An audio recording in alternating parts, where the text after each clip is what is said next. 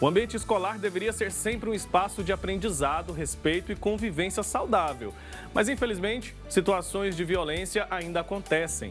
Para enfrentar esse problema, existem leis que buscam aumentar a proteção dentro das escolas e também responsabilizar pais e os responsáveis quando há desrespeito ou agressão contra professores. Diante disso, surge a reflexão: como garantir que escola e família caminhem juntas na formação das crianças e dos jovens? A gente vai falar sobre esse assunto agora ao vivo com a psicóloga escolar e clínica Rafaela Ferreira. Ela que vai tomar café comigo agora. Tenha um ótimo dia para você, seja muito bem-vinda. Bom dia. Obrigada, Wilker. Bom dia. Doutora, a gente, quando pensa no ambiente escolar, a gente logo pensa em um ambiente seguro para as crianças, para os jovens e também tem que ser um ambiente seguro para os profissionais. Sim, com certeza. E o que a gente tem visto nos últimos tempos é que isso falha em diversas situações. Como lidar com isso e de que forma as leis estão amparando esses profissionais hoje? Sim, Wilker, eu concordo com você. O ambiente escolar, ele sempre foi e sempre deverá ser um ambiente de acolhimento, de aprendizado, de trocas, né? Trocas essas, aprendizados esses, que levem o nosso aluno a ser o melhor que ele pode ser, a alcançar um profissional de sucesso, uma pessoa de sucesso.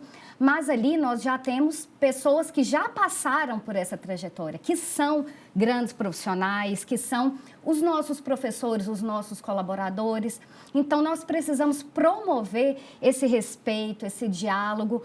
De que forma? Eu acredito que antes de pensarmos, né, em uma formação profissional e uma formação conteudista, nós temos que ter como base da educação uma formação humana. Uma formação humana. Então, quando a escola prioriza uma formação humana, uma formação cristã, uma formação que leva os nossos alunos a serem bons seres humanos antes de se tornarem bons profissionais, nós vamos ter sucesso nesse quesito e em todos os outros. Muito bem. Deixa eu servir o café aqui para a gente continuar a nossa conversa.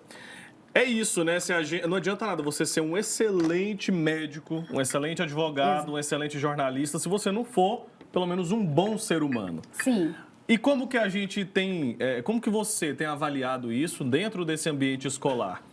O que está faltando? E criar leis realmente resolvem esse problema? Olha, a criação da lei, ela vamos dizer assim, é uma medida, mas deveria ser a última, penso eu, né? Nós precisamos pensar, priorizar aquilo que vem como preventivo. Então, o que eu posso fazer para que não chegue nesse ponto de ser necessária a criação de uma lei que puna, né? Então, toda aprendizagem que acontece antes de um processo punitivo, ela é muito mais eficaz. E a melhor forma, eu digo sempre, é a união da família com a escola. Quando a família e a escola dão as mãos, quando a família e a escola falam com os nossos alunos, falam com os filhos, querendo chegar no mesmo objetivo, tem os mesmos valores, a gente alcança esse resultado de formação humana com os nossos alunos. Porque, Wilker, é como eu sempre digo, uma agressão, seja ela um professor, seja ela entre colegas, ela não surge do nada.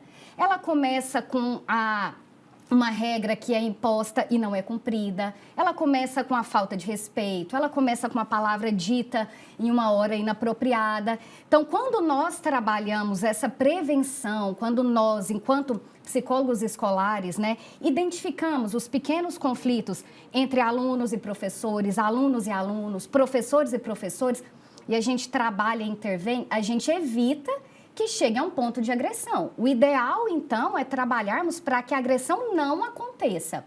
No caso de um ambiente onde já estão evidenciando-se agressões, nós precisamos sim, né, de leis. Eu acho válida a lei, porém, eu, enquanto psicóloga, acredito que a melhor forma de trabalho é a prevenção. Mas quando já temos, sim, a lei é válida, né? Porque aí nós vamos ter, provavelmente, uma reeducação, uma redução dessas agressões. O ideal seria que não tivéssemos que legislar a respeito desse assunto. Sim, é isso. O ideal seríamos que não estivéssemos chegado nesse ponto. Mas já que estamos tendo casos, né, no Brasil todo, é uma lei capixaba, né? Ela está em vigor há um mês. No estado do Espírito Santo já é uma lei regulamentada que os pais vão ser punidos em casos de agressão, sejam agressões físicas ou verbais. Né? No caso de um aluno, por exemplo, danificar um material da escola, o aluno quebrar um objeto do professor, os pais vão ser punidos financeiramente por isso, vão ter que arcar com isso. Então, é uma lei, atualmente, ela está em vigência só no Espírito Santo, mas já tem se tomado dimensões de análise, de discussões, como nós estamos fazendo aqui hoje no Brasil todo. Então, provavelmente, nós vamos ver que ela vai aí tomar outras proporções. Quando começa num lugar assim, logo se espalha, né? Porque aí vai aperfeiçoando também a lei. E essa lei lá, você sabe se ela só funciona nas escolas públicas estaduais ou não? Não, é uma lei para todas as instituições de ensino. Todas as instituições de ensino. Porque às vezes no público é ainda pior, né? Porque tem essa sensação de que é público e não é de ninguém. Infelizmente, né? E aí nós temos o quê? Muitas vezes, não no intuito de taxar, mas muitas vezes no ensino público nós temos uma maior dificuldade de engajamento da família na escola, né? São pais em situações de vulnerabilidade, que talvez não podem estar presentes como deveriam, não acompanham a vida escolar do filho como deveriam. Então, infelizmente, a gente vai vendo todo esse sistema, né? É um sistema, uma junção de situações que podem levar a essas agressões. E é interessante, né? Eu estudei em escola estadual aqui em Goiás. E e os professores são muito empenhados, grandes profissionais, pessoas que querem fazer funcionar apesar das limitações, né, que muitas vezes existem. E eu lembro que a gente tinha uma lógica de, se o professor falasse ali, que ia chamar os pais da escola, o aluno morria de medo. E hoje parece que o professor que tem medo quando o aluno fala que vai chamar os pais na escola. Que hora que isso se inverteu? Que hora que os pais começaram a rivalizar com a escola? Porque até enquanto eu estava na sala de aula, né, na escola, não era assim não, era bem o contrário. Exatamente, Wilker, exatamente isso que tem acontecido. E qual que é a minha percepção de quando é que isso inverteu? Provavelmente você tem boas lembranças do seu tempo escolar, mesmo que talvez você tivesse naquele momento, enquanto estudante, sentido que foi rígido, que a escola pegava no pé, mas isso te fez um grande profissional, né? Tal que você é. Só que hoje nós vivemos, nem todos, né, mas nós vemos um movimento de pais que dizem o seguinte, talvez você já tenha ouvido falar: eu não quero que meu filho passe por aquilo que eu passei. Né? E aí eu quero que meu filho tenha aquilo que eu não tive, materialmente falando, e não quero que ele passe pelo que eu passei. Então, são pais que hoje veem nos professores rivais, ao invés de verem os professores como aliados da educação. Então, olha, eu respeito os professores do meu filho e eu ensino os meus filhos a respeitar os professores. Infelizmente, nós estamos vendo um movimento contrário. Então, pais que às vezes incentivam o filho: o seu professor pega muito no seu pé, o seu professor é muito exigente, a escola está me chamando novamente lá, o que é que está acontecendo? A escola não está vendo que eu sou ocupado demais para ir à escola. Então, antes, né, numa reunião de pais, existem até charges na internet sobre isso. Em uma reunião de pais, o aluno tirava uma nota baixa e aí o pai virava para o filho: você precisa me explicar isso. Hoje o pai vira para o professor: como que você me explica isso, né? Responsabiliza o professor pelo insucesso do filho, pelas dificuldades do filho, quando na verdade é uma responsabilidade da família, né? Em primeiro lugar, a escola está ali, ela está ali como uma instituição que vai preparar esse filho com conteúdos e valores, mas a primeira formação e educação ela tem que ser na família.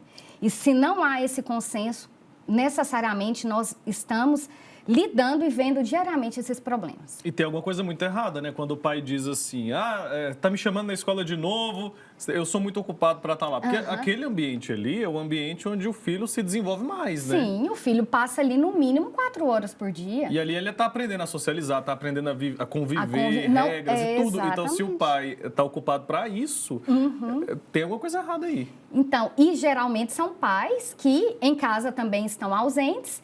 E aí a gente entraria naquele assunto que daria pano para manga, que é o celular está substituindo, né? Então, são filhos que provavelmente estão, quando não estão na escola, estão em telas, estão envolvidos em jogos ou em redes de bate-papo, estão conversando com pessoas que muitas vezes os pais não sabem quem são essas pessoas, e isso então vai gerando um grande acúmulo de situações. Então, é como eu te disse, essas agressões, na verdade, são a pontinha do iceberg. Nós temos ali uma junção de problemas, de situações que levam a elas e que podem e devem ser evitadas. Como se fosse toda uma engrenagem Toda ali uma engrenagem. que trabalha para que essa agressão aconteça lá na ponta, lá no final, né? E qual que é o papel do psicólogo escolar? Porque eu sei que a maioria das escolas hoje não contam com esse profissional, né? Acho que em Goiânia, se eu não me engano, a gente tem o quê? 4 profissionais para toda a rede. Então, assim... Toda a rede pública, né? Isso. Então, assim, é impraticável É isso, impraticável. né? E eu queria entender qual que é o papel desse profissional nas instituições de ensino. O psicólogo escolar é aquele profissional que vai fazer a ponte entre família, escola, entre professor e aluno, professor e professor, coordenação e aluno. É aquele profissional que está dentro da escola com o intuito de lidar com conflitos que emergem o tempo todo, né? Esses conflitos emergem dentro dessas relações. Onde existem relações, o psicólogo está ali para ajudar, para fomentar que essas relações sejam mais saudáveis possíveis. Então, o psicólogo escolar, ele vai lidar com as relações que emergem, ele vai trabalhar com famílias, ele vai fazer conscientização com os alunos, ele vai promover campanhas, por exemplo, campanha contra o bullying, campanha Setembro Amarelo, que nós vamos iniciar agora, campanha em relação à ansiedade, ante as provas, ante ao Enem. Então, nós promovemos essas campanhas, nós trabalhamos os conflitos, nós fomentamos respeito entre aluno, professor, professor-aluno, os outros colaboradores da escola, fazemos encaminhamentos. Então, quando o psicólogo ele percebe a necessidade de uma ajuda profissional fora da escola, ele faz essa ponte, ele faz um encaminhamento, ele entra em contato com outro profissional, ele busca essa ajuda para quê? O objetivo maior, proporcionar um ambiente saudável emocionalmente dentro da escola. Né? O aluno fica ali, o professor fica ali, às vezes, mais tempo do que com a própria família. Então, tem que ser um ambiente saudável, não só para o aluno, mas para o professor, para os demais colaboradores também. Tem muito serviço lá, então, Tem né? muito serviço. Mas a gente percebe que não é comum, né? Ter o profissional, o psicólogo dentro do ambiente escolar ali. O ideal seria, né, Wilker? É muito bom, espero que a gente alcance. Tinha que legislar sobre isso também, né? Vai ser legislado, já é projeto de lei.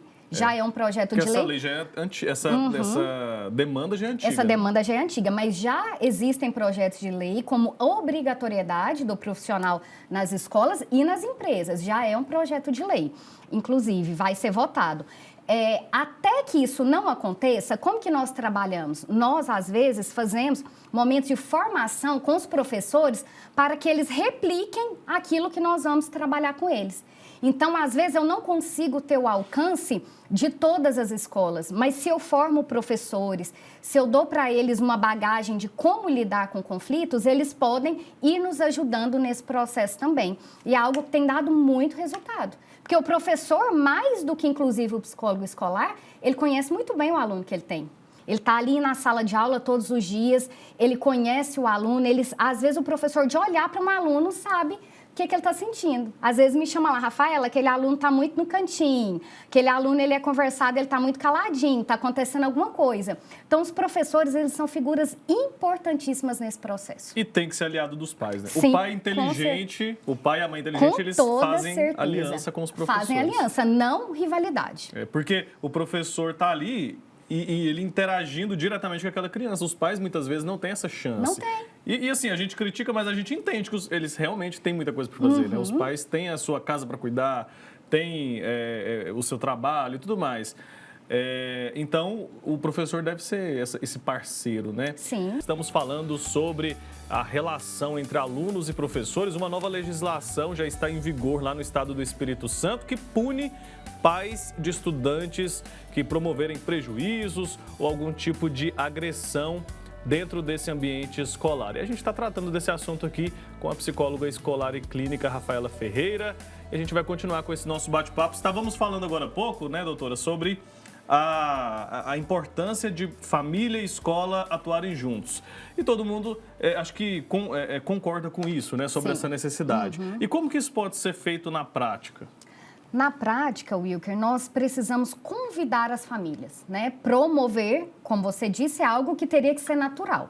Mas quando não é, né, diante de tantas realidades, nós sabemos que muitas vezes tem muitas famílias que não são mais presentes por uma questão de necessidade, de logística, trabalham muito o dia todo, trabalham, né, em outras cidades, às vezes a criança vai para a escola no transporte escolar, nosso contato às vezes é ainda menor com aquela criança que o pai não leva, não busca, e tudo bem, nós compreendemos isso. Então, nosso papel enquanto escola é convidar essa família para reflexão, convidar essa família para realmente dialogar sobre as individualidades do seu filho, para eventos em família, para conscientização. Nós promovemos, então, eventos ao ar livre, eventos na própria escola, para convidar e para ouvir. Porque muitas vezes a escola ela é compreendida como alguém que me chamou lá é um problema, né? E não é bem assim. Nós queremos ouvir também a família. Como que está o aluno na sua casa? Como que está seu filho? Como que estão as coisas lá?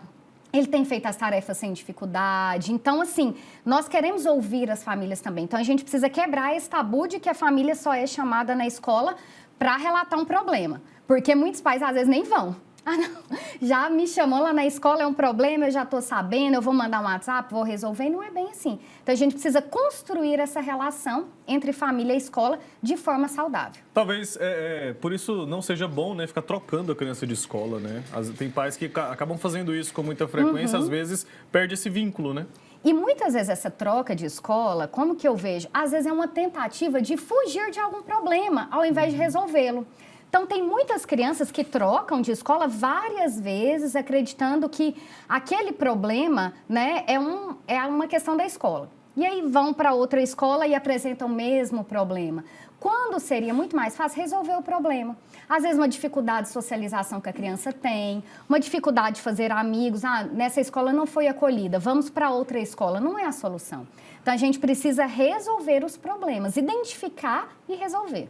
Às vezes a criança tem dificuldade de cumprir alguma regra ali naquela instituição e você ensina ela de que ela pode burlar, se livrar disso, se livrar disso. Trocando de escola. Ah, essa escola é muito exigente, passa muita tarefa, né? Mas a vida é assim, a vida tem regras, a vida tem limites, na vida você precisa dar o seu melhor onde quer que você esteja. Então, é algo que a gente precisa trabalhar com as nossas crianças, os nossos alunos. E as crianças e os adolescentes, eles prestam atenção em tudo, né? Inclusive, se o pai e a mãe não respeitam o professor. Sim. Então, de algum modo, está legitimando um comportamento ali de violência contra esse profissional. Exatamente. E assim, desfazem do professor. Hoje, nós vemos um movimento que é muito triste, né? De pouca adesão a cursos de licenciatura. Não sei se você tem acompanhado esse processo. Então, no Brasil, nós tivemos, assim, uma redução no número de procura por cursos de licenciatura. Resumindo, os nossos jovens não querem ser professores. Por que isso? Será que já não é uma desvalorização até da sociedade em relação aos professores? Ah, professor ganha pouco, professor sofre muito, professor é uma classe desvalorizada. A gente precisa reverter esse quadro. O professor é uma pessoa importantíssima. É ele quem forma todas as outras profissões. E isso começa em casa. Quando os pais falam para esse aluno, você precisa respeitar o seu professor, ele é uma autoridade, né? O professor falou, você precisa obedecer, você precisa fazer aquilo que ele propõe. Então, é um trabalho em conjunto, só a escola não consegue. E se você diminui aquele profissional ali dentro de casa, a chance desse adolescente, dessa criança crescer e querer seguir essa carreira é muito pequena. Mínima, né? É mínima. Ah, seu professor... Tem muitos pais que, infelizmente, falam assim, não, meu filho, eu ganho muito mais que seu professor, você vai fazer isso, você vai ganhar mais do que o seu professor, isso ou aquilo. Então, de onde que ele vai admirar aquela pessoa, né? Não só em relação a quanto o professor ganha, mas pais que falam, quem é o seu professor para ter pedido você para sentar? Nós temos casos, assim, de pais que questionam a autoridade do professor. Então, a criança vai crescendo olhando para o professor como essa pessoa sem valor, sem um devido merecimento. E que mensagem a gente pode deixar para quem está em casa, seja pai ou responsável por um menor aí, e que está em idade escolar, sobre parcerias, sobre essa ligação e essa relação entre pais e professores? Olha, a mensagem que eu deixaria é a seguinte: a escola, ela quer ser parceira das famílias na formação dos filhos de vocês. Então, uma escola, muito além de conteúdos, ela quer formar cidadãos com valores, com dignidade, cidadãos que aprendam a respeitar o outro, que aprendam a conviver em sociedade. Mas sozinha a escola não consegue e também não é o papel dela fazer isso sozinha. Ela não vai alcançar sucesso sem a sua parceria, ela não vai alcançar sucesso sem a família trabalhar em casa isso também.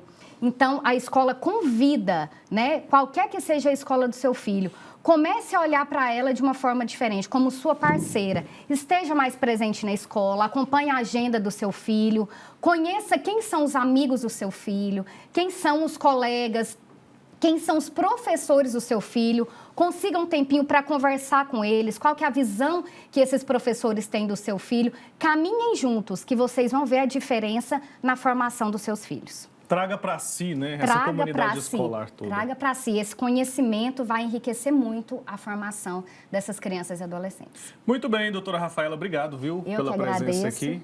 Foi ótimo, até uma próxima. Eu agradeço, até uma próxima.